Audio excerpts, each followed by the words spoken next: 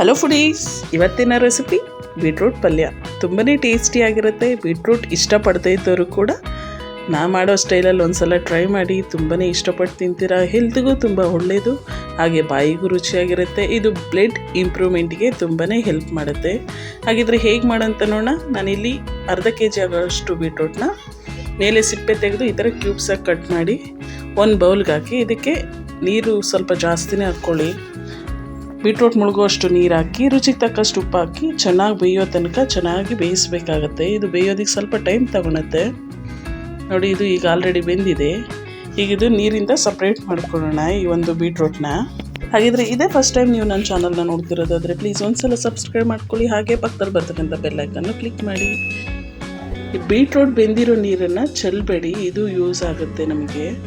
ಈಗ ಒಂದು ಬಾಣಲಿಗೆ 2 table spoon ಆಗೋಷ್ಟು ಆಯಿಲ್ ಹಾಕಿ, ಆಯಿಲ್ ಬಿಸಿ ಆಗ್ತಿದ್ದಂಗೆ 1 ಟೇಬಲ್ ಸ್ಪೂನ್ ಆಗೋಷ್ಟು ಕಡಲೆಬೇಳೆ, 1 ಟೇಬಲ್ ಸ್ಪೂನ್ ಆಗೋಷ್ಟು ಉದ್ದಿನಬೇಳೆ ಹಾಕಿ ಕಲರ್ ಚೇಂಜ್ ಆಗೋ ತನಕ ಚೆನ್ನಾಗಿ ಫ್ರೈ ಮಾಡ್ಕೋಬೇಕು. ಈಗ ಇದಕ್ಕೆ ಫ್ರೆಶ್ ಆಗಿರ್ತಕ್ಕಂಥ ಕರಿಬೇವಿನ ಎಲೆ, ರುಚಿಗೆ ತಕ್ಕಷ್ಟು ಹಸಿರು ಮೆಣಸು ಹಾಕ್ಕೊಳ್ಳಿ. ಹಾಗೆ 1 ಗಡ್ಡೆ ಆಗೋಷ್ಟು ಈರುಳ್ಳಿ ಹಾಕ್ಕೊಂಡು, ಈರುಳ್ಳಿ ಸ್ವಲ್ಪ ಕಲರ್ ಲೈಟಾಗಿ ಚೇಂಜ್ ಆಗೋ ತನಕ ಫ್ರೈ ಮಾಡಿ. ಇದಕ್ಕೆ ರುಚಿಗೆ ತಕ್ಕಷ್ಟು ಉಪ್ಪು ಹಾಕ್ಕೊಳ್ಳಿ. ನಾವು ಮೊದಲೇ ಬೀಟ್ರೂಟ್ ಬೇಯೋದಕ್ಕೆ ಉಪ್ಪು ಹಾಕಿರೋದ್ರಿಂದ ಈಗ ನೋಡಿಕೊಂಡು ಉಪ್ಪು ಹಾಕ್ಕೊಳ್ಳಿ.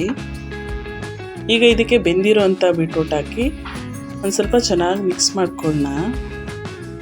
ಇದಕ್ಕೆ ಸ್ವಲ್ಪ ಕಾಯಿ ತುರಿ ಹಾಗೆ ಫ್ರೆಶ್ ಆಗಿರ್ತಕ್ಕಂಥ ಕೊತ್ತಂಬರಿ ಸೊಪ್ಪು ಹಾಕ್ಕೊಂಡು ಒಂದೊಳ್ಳೆ ಮಿಕ್ಸ್ ಕೊಟ್ಟು ಸರ್ವ್ ಮಾಡ್ಕೊಂಡು ತಿಂತಿದ್ರಂತೂ ಸೂಪರಾಗಿರುತ್ತೆ.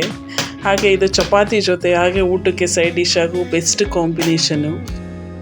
ಹಾಗೆ ಬೀಟ್ರೂಟ್ ಬೇಯಿಸಿರೋ ನೀರಿದೆಯಲ್ವಾ, ಅದನ್ನು ನೆಕ್ಸ್ಟ್ ವಿಡಿಯೋದಲ್ಲಿ ಅಪ್ಲೋಡ್ ಮಾಡ್ತೀನಿ ಏನು ಮಾಡೋದು ಅಂತ. ಹಾಗಿದ್ರೆ ಈ ವಿಡಿಯೋ ಇಷ್ಟ ಆಯಿತಾ? ಇಷ್ಟ ಆದರೆ ಒಂದು ಲೈಕ್ ಕೊಟ್ಟು ನಿಮ್ಮ ಫ್ಯಾಮಿಲಿ ಫ್ರೆಂಡ್ಸ್ಗೆ ಶೇರ್ ಮಾಡಿ. Thank you.